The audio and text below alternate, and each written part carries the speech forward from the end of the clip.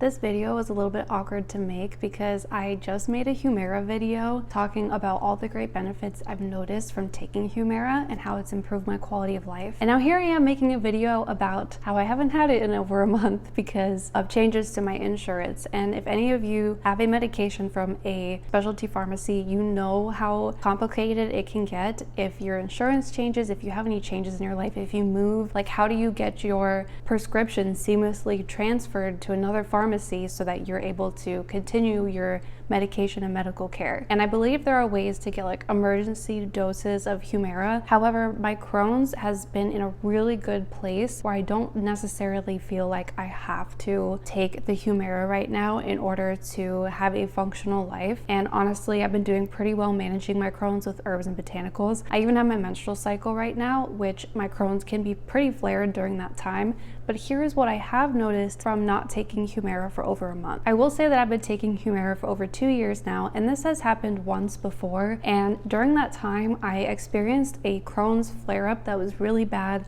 I couldn't get it under control. I was losing a lot of weight. I was very, very fatigued and dehydrated. But this time around, I'm not experiencing the Crohn's flare, but I am experiencing some other symptoms. So there's probably two pretty bad symptoms that I'm dealing with right now. And I don't know if they're 100% related or not, but I think that they could be. So the first one is because Humira suppresses the immune system, I'm noticing possibly some symptoms of having an overactive immune system. And I'm getting a lot of these breakouts all over my face, but also my neck, my chest, my arms, my legs, like literally everywhere. And they are a little bit painful. They're not itchy or anything, but I'm wondering when I get back on my Humira if those will clear up and go away, or if I'm just going through some crazy hormonal changes. So could be related, could not be related, I'm not sure. The second major one that I'm dealing with is I had suspected that I have psoriasis on my scalp, and I've never been diagnosed with it, but it's pretty evident that I have it. I mean, it could just be dandruff, but comparing the differences between dandruff and psoriasis, I definitely think that I have some kind of scalp psoriasis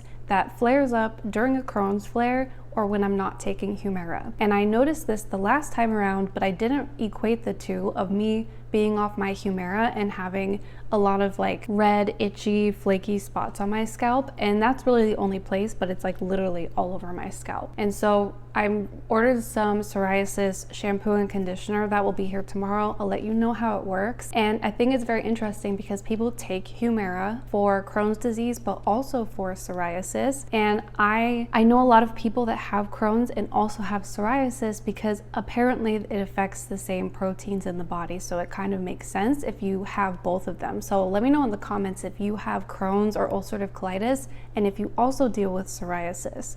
Now, when I take Humira, my scalp is totally fine. It's totally clear, like nothing is there. I noticed that this started happening, I would say 3 weeks after taking my last Humira dose, which I didn't know was gonna be my last one, by the way. But here we are, and I'm working to get my hands on my Humira because I really like that medication. And if you wanna see that video, I'll link it here talking about my experience and how well it's worked for me.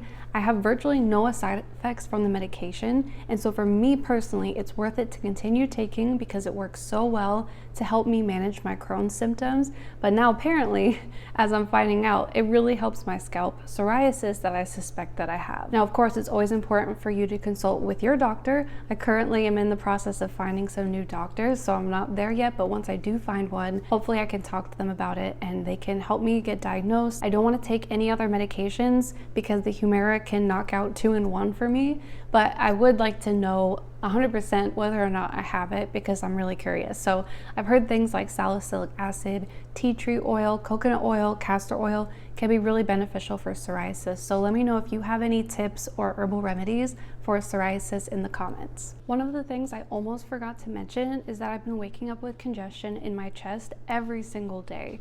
And so I've been taking Mucinex to try to help that, but it's pretty persistent and it hasn't gone away, and I'm assuming it's because of my overactive immune system. Thanks for listening to me in this video today. I know it's not necessarily a light or happy topic because when you are without a medication that your body really thrives on or depends on to make your day-to-day life manageable, it is a frustrating moment, right? Thanks for bearing with me, and I'll keep you guys updated when I get it back and if I notice any changes to my scalp once I start taking my Humira again. And also, if you have any any body acne tips too. I don't really know if it's necessarily acne or if my body's just overreacting. Leave those in the comments too for me, pretty please. Thanks for watching this video today. Remember, we are all botanical queens, and I'll see you soon in the next video.